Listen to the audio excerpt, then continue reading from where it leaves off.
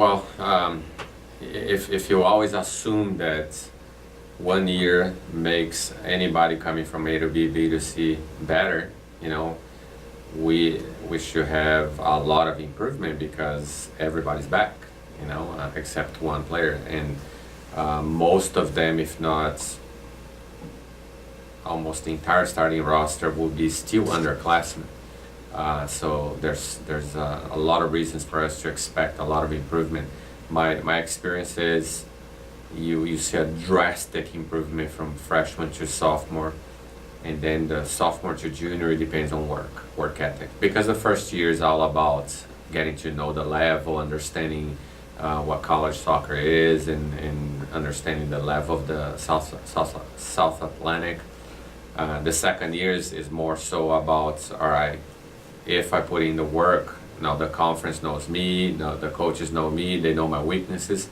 If I put in the work, then I will get better, And the third year, it's a clear separation, I mean, a lot of people, they get entangled with, now you're looking almost ready to graduate. You're looking at, some people start thinking about the job market and all those good things, but you're closer to finish than not, and then soccer, for some, starts getting as a farther back in terms of their list of priorities.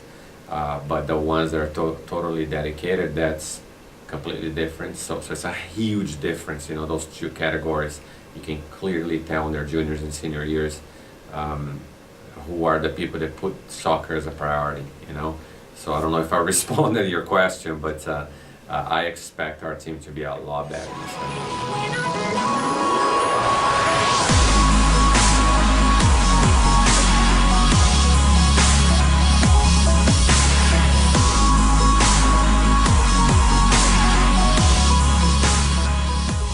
Yeah, 3-4-2. That was our record in the conference. 3 of those games were in overtime, and we didn't win any of those. And 2 of them were ties. 1 was a loss.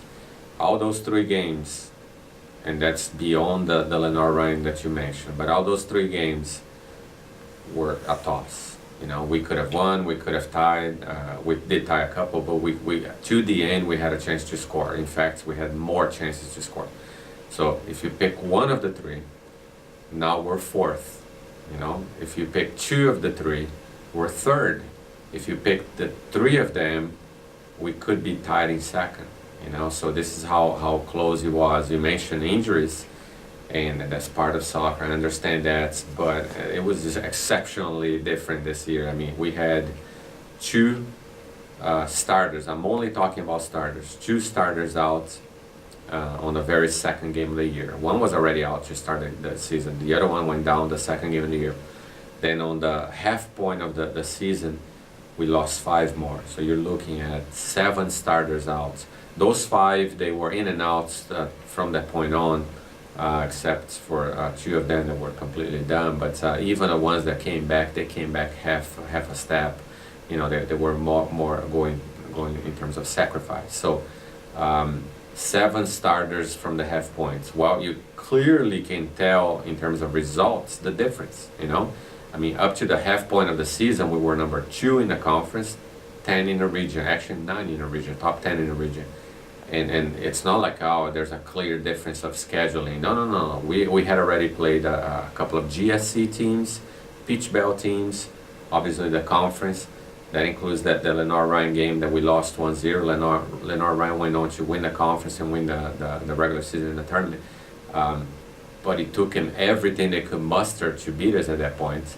But then from that point on, we struggled on certain results. They were still very close games. Even the 3-2 loss to Tusculum and a couple of other games that it was still not a wash.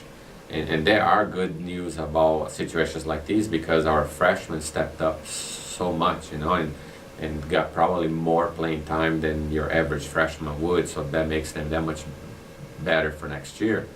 But you look at it from back to forward, our keeper, that is one of the top keepers in the conference, a solo senior in the team, goes down. Now a freshman has to step up. A couple of midfielders that went down. They were still young, but still they were classy midfielders, that important midfielders for us.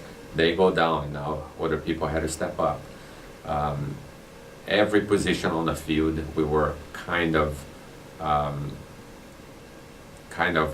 shuffling a little bit. These are all good players, and it was good that they played. But if you have everybody together, it's a different story. You can see that as an excuse. I see more as a reason. But I consider this season one of those that's it's a clear indication that next year we're going to do something special. We're right there.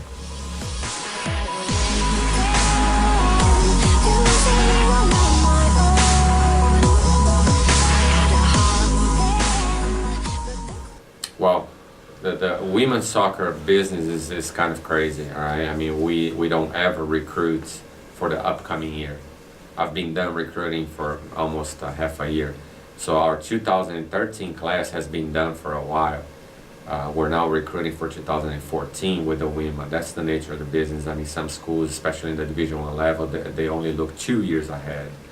But the question you pose is, what does LMU need?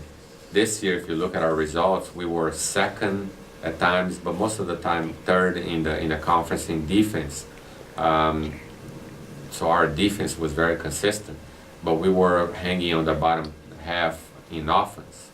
Not necessarily because we didn't have the talent, more so because we were so young, So I saw that really in terms of even a year ahead, and we already signed or verbally committed 3 more offensive-minded ladies. We had to replace that one solo keeper that we lose, so we verbally committed 1 keeper. So in essence, if you ask me, we're losing 1 player and we're getting 4.